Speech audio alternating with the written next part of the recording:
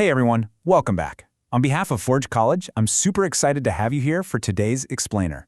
So if you caught our previous lesson, Technical and Societal Challenges of Web3, you know we ran headfirst into a massive, fundamental trade-off.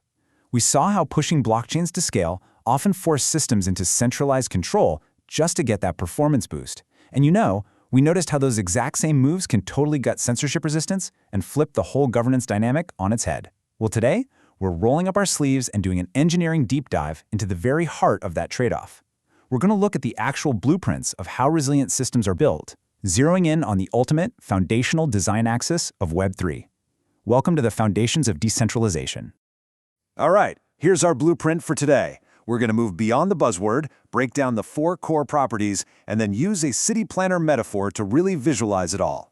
After that, we'll weigh centralized versus decentralized, check out token governance in action, and finally, wrap things up with the architect's takeaway. Let's dive in. Section 1. Beyond the buzzword. It's not magic, it's architecture. So let's just bust a major myth right out of the gate here. Decentralization, it is not some magic wand you wave over a piece of software to make it perfectly secure and fair. And it definitely isn't just a simple on or off switch.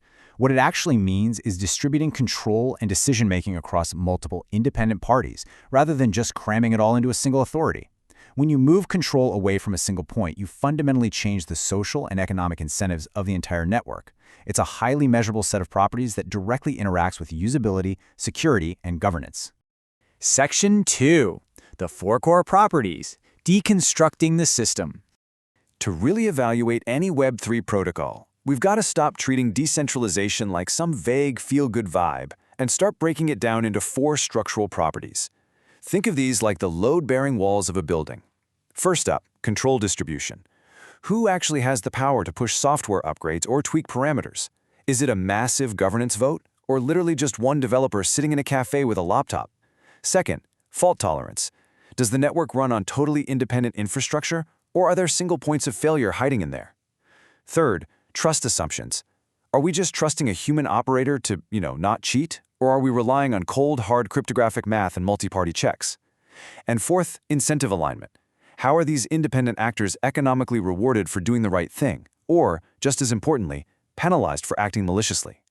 A network might have amazing fault tolerance, but absolutely terrible control distribution. You really have to measure all 4. And this creates a pretty stark contrast in how these systems actually fail. A centralized architecture relies on a single point of failure, or SPOF.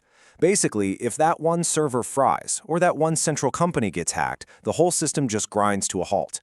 Decentralized architecture, on the other hand, relies on replicated failures. So to take it down, an attacker can't just hit one juicy target. They have to coordinate a massive, simultaneous strike across countless independent nodes. It's an entirely different security paradigm. Section 3. The city planner metaphor. Drafting the blueprint. Okay, let's put on our city planner hats for a minute. Imagine our city's water supply. The old way of doing things is a centralized water plant. You've got one company running the whole show. If they do a great job, water flows perfectly. If they fail, well, the whole city goes thirsty. So what's the decentralized solution? We shift to neighborhood cooperatives. We scatter independent, smaller treatment plants all across the city to share the load.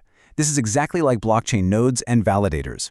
But to keep everyone from getting sick, we absolutely need shared safety rules.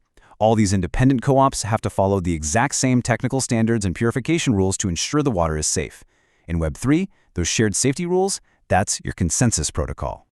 But think about this. What happens when that central plant operator gets bribed, goes completely rogue, or honestly just falls asleep face first on the main control panel?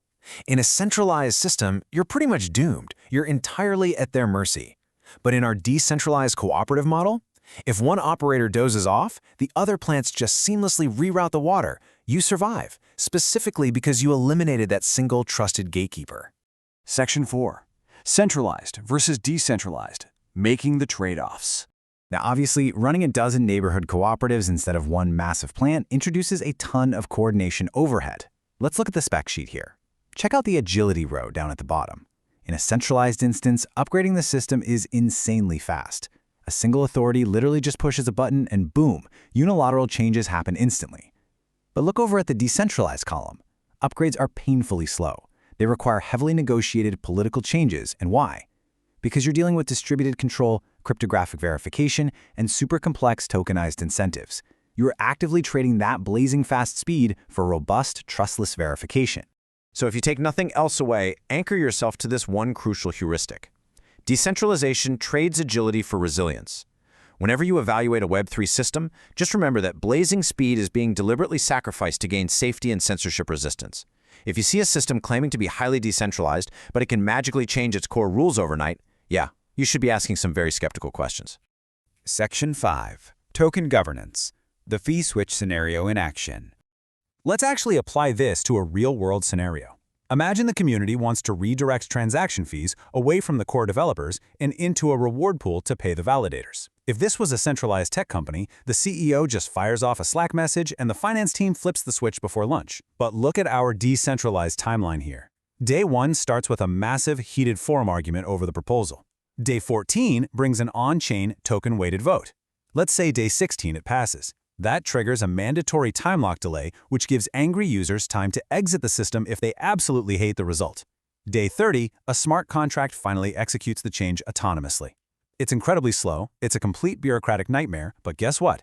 That exact friction is the very thing that successfully prevents a malicious actor from just instantly hijacking the network. So how do you actually know if a protocol is truly decentralized or just really heavily marketed as such? You use the architect's audit checklist. Don't just trust their marketing copy on social media.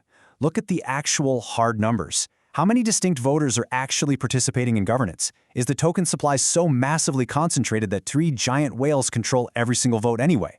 How long is that time lock delay we just talked about? And does a smart contract enforce the rules automatically, or is there just some guy manually moving the funds off chain in the background? These are the real, practical, measurable ways you can audit decentralization. Section 6. The Architect's Takeaway. Preparing for the next build. All right, let's zoom out and summarize our core lessons for today. First, decentralization is a spectrum of measurable properties, definitely not a simple on-off switch. Second, you always have to map abstract properties like fault tolerance directly to concrete protocol artifacts like validators and client diversity. Third, always expect coordination overhead and slower upgrades. That's just the price you pay for resilience. Now, I do have a little bit of homework for you. For our upcoming lesson on smart contracts and application models, I want you to prepare 2 real-world protocol examples. Find one that clearly emphasizes fast, centralized upgrades, and another that leans heavily into slow, distributed governance. Bring those architectural choices to our next explainer. Ultimately, the engineering choices we're making today are actively shaping the power structures in the very future of the internet itself. When you truly understand the architecture, you understand the system's actual potential. I highly encourage you to take this even further. Head over to forge.college to explore more of our deep dive Web3 content. But I'll leave you with this one question to think about for your next build. Are you designing for the convenience of today or the resilience of tomorrow? Thank you so much for joining me for this Forge College Explainer, and I'll catch you in the next one.